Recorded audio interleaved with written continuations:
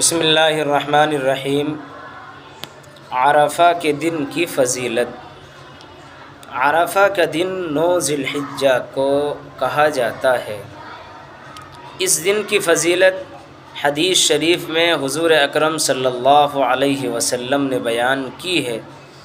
حضرت ابو قتادہ رضی اللہ تعالی عنہ سے روایت ہے، وہ بیان کرتے ہیں کہ حضور اکرم صلی اللہ علیہ وسلم نے ارشاد فرمایا، صیام یوم عرفۃ، یوم عرفہ کے دن کا روزہ میں اللہ سے امید کرتا ہوں کہ اللہ رب العزت 1 سال پہلے کے اور 1 سال بعد کے گناہ معاف فرما دیں گے۔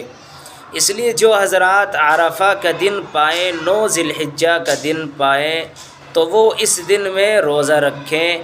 اللہ رب العزت 1 سال پہلے کے اور 1 سال بعد کے گناہ معاف فرما رہے ہیں۔ کتنی بڑی سعادت مندی اور خوشی کی بات ہے۔ اس لیے آپ حضرات کو اگر یہ دن مل جائے تو ضرور بالضرور اس دن میں روزہ رکھیں۔ اللہ ہم سب کو عمل کی توفیق عطا فرمائے۔